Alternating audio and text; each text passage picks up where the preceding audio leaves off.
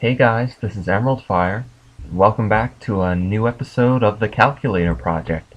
If you recall, last episode we worked on the adder, and now that's all finished. So logically, the next step is to work on the subtractor. And you may think that because comparators have a built-in subtraction function, that this would have been a lot easier, but actually it's about the same size, and it took about the same amount of effort to make it. Now, unlike the adder, I did not research any videos if anyone made a decimal comparator subtractor, which I kind of doubt they have, because that's not the thing you would usually make to showcase this unless you were actually building the whole calculator. But regardless, I did not research that, and so I built this thing entirely by myself. I designed the algorithms and I put them into place. So now I'll show you what those algorithms are. Firstly, if A is greater than B, and as you can see this is A and this is B, then the carryout will be 0, and the carryout works a little bit differently in the subtractor than the adder. It still holds that if, say, it's 12 minus 9, okay, then because 9 is greater than 2, it would have a carryout, and that would take the 1 from the tens digit in 12. But anyway, if A is greater than B, that carryout will be 0, and S equals A minus B minus C in. Like I said, that would be the carry out from the 9 minus 2. But if A is less than B, C out equals 1, then I have to change it up a little because comparators do not support negative signal strength. So after wiggling the numbers around a little bit, I came up with S equals 10 minus C in minus parentheses B minus A. Because remember also, comparators cannot do addition. They can only do subtraction. So that's the algorithm. Now I'll show you how each one works, starting with the first one if A is greater than B. So let's just throw in 5 minus 2. Of course, the answer to that is going to be 3, and now I'll show you how it got that. You start off with a signal strength of something more than 5, right around here, and by this point it's actually at signal strength 6, which we need because right over here it decays by 1, but it needs, say if you were to have a signal strength of 1 here, and this gave an output right here, then it wouldn't go to there. So that's why we need to have an extra signal strength right there. But that's pretty simple. It just goes into that and prepares to have signal strength subtracted from it. On the other side, B, you have a signal strength of something or other coming down to here, and by this point it is reduced by 5, so this must be a signal strength of 7, and it's reduced to a signal strength of 2 right here, and so that will leave off with a signal strength of 4 that goes into this comparator here, and then it'll be left off here. So 1, 2, 3, 4, and this lamp gets lit up just because this powers both of them. So that's why the answer is set off by 1 block, but this really does have a signal strength of 3 right here, which is the answer. And if you're wondering what this is right here, this is a minimum signal strength. So if say we have 0 minus 0, that's the only time it would be useful, then this minimum signal strength will come on, and all that does, it doesn't light up any lamps, it just locks this repeater out here so we don't get any weird negative stuff. So I'll show you what happens without the minimum signal strength. There, and we will break this. Then this happens. And this is all the way up at 10 in case you're wondering, and it should never actually do that. And it has a carryout. So basically this is like negative 0, which it can't happen. So that's just a weird little bug that can be fixed by having a minimum signal strength of 1.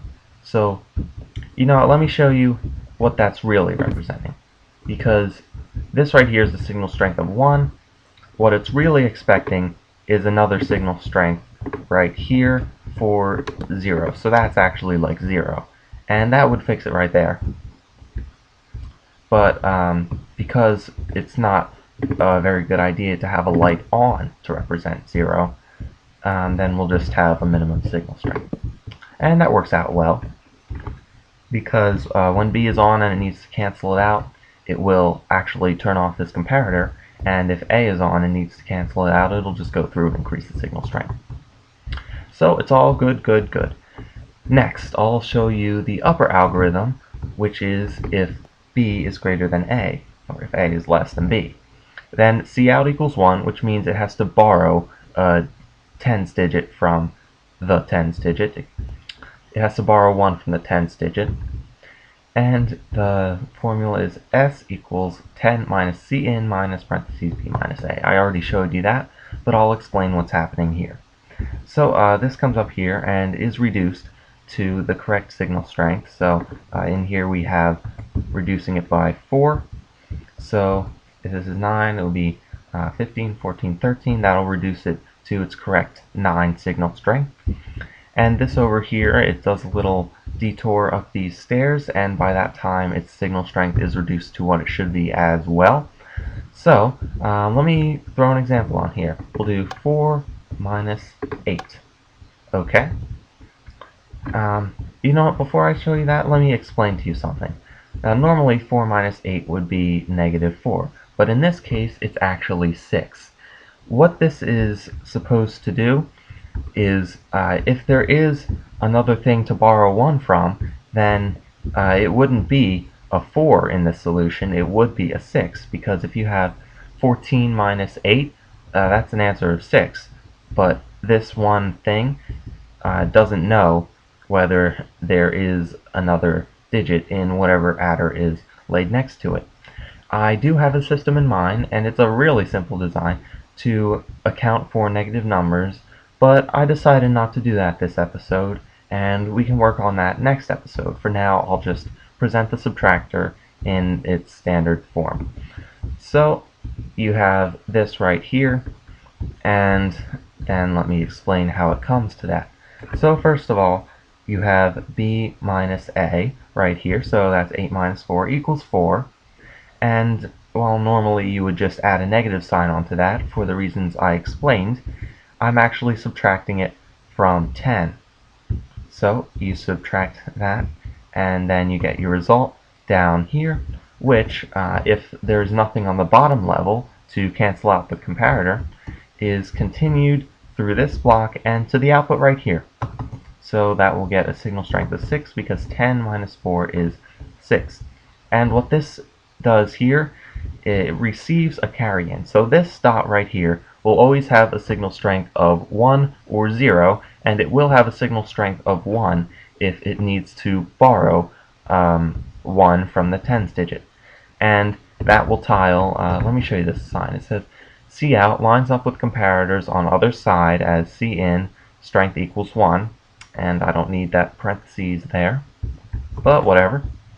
So that lines up with this comparator right here, and it will subtract 1 from 10, hence 10 minus C in right here. So that is like borrowing from the tens digit. And the carry-in also affects the bottom. So if you have, you'll have like 26 minus 8, like I said. That'll be 18. Not like I said. Why did I say that? Well, the 2, even though it is getting something subtracted from it, would be calculated on the bottom level because it itself does not need to carry anything. So the simple way to do that is by subtracting 1 from this right here. That also lines with the carry-in right up here, which is that signal strength pushed down here. So it all works out perfectly when tiled together, and I have to say it did take a while to get all that stuff lined up and fit into this space. But I did it, and you know what? Let me just flick this off first. Now I'll show you the compound result. There are 6 of these tiled together like the adders, but I can't actually push into the millions since subtracting can only get smaller. If if you're not using negative numbers. And let me just clear the board right here.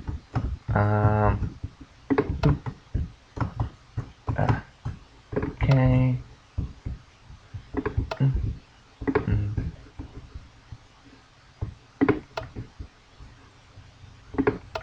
Great.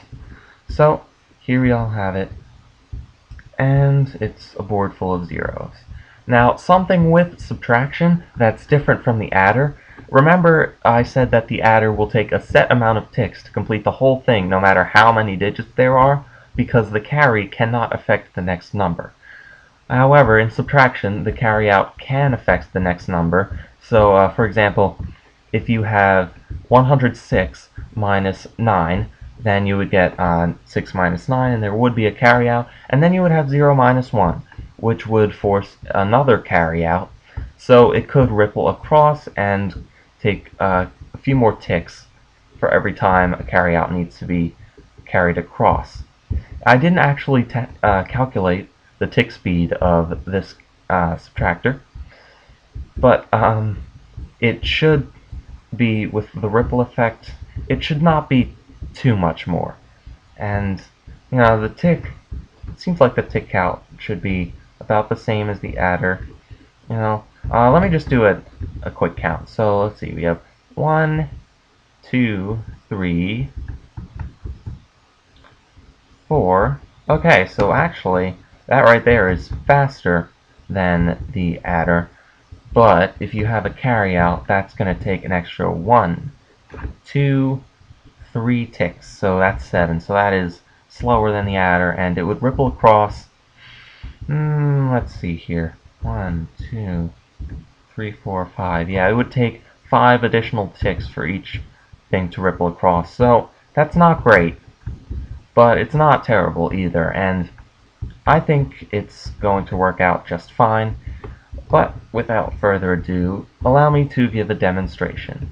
Let's start off simple with 47 minus 21. As you all can figure out, the answer to that will be 26, and you can see right here it is. Once again, I have used 10 of these lamps just for clarity. The 10th lamp should never be lit up. And now let's experiment with a carry. So instead of 21, I'll use 29, which should get a solution of 18. And there you have it. Now let's use some bigger numbers. Let's flick on 547 minus, actually that would just be the same thing, but with a 5 right there. So 547 minus, you know what? How about we go into the negatives? Minus 729. Well, here's what happens. We've got, it turns out our answer is, is that 182? You know what, I'll have to check on that, but what this works is, it's kind of like a pseudo-negative. So when this last carryout light is on, that means it had nothing to borrow from. So it ran out of stuff to borrow from, and it still needs to resolve itself. What I'm going to do with my negative, the negative fixer, I guess? I don't know. The negative support is, if this light is on, it will subtract the whole thing from however many digits this is, that many zeros and a 1 at the top. So it'll subtract this whole thing from 1,000,000, and that will come out to what it should be. So right now I would have 1,000,000 minus 999,818. So if I'll do that subtraction, 818, that would be 2 carry 1, that would be 8, and that would be 1. Yeah, so that would be 182. Let me just remind myself of what this actually was in the first place. That would be 547 minus 729. So yeah, if my mental subtraction is wrong, you can go ahead and put that in the comments because I don't feel like correcting myself right now. But you know what? I'm doing a video. I should be correcting myself right now. So let me just get a calculator and do this stuff. So 547 minus 729 equals negative 182. Now, if we do 1 million minus 999,818, you get 182. So I'll just add that extra carry out bit as a negative sign, and we will be good to go. Well, I can't talk. On that note, I guess I'll end the episode. Thank you so much for joining me, and I hope you'll come back next time when we explore negative numbers. I'll see you all later. Bye.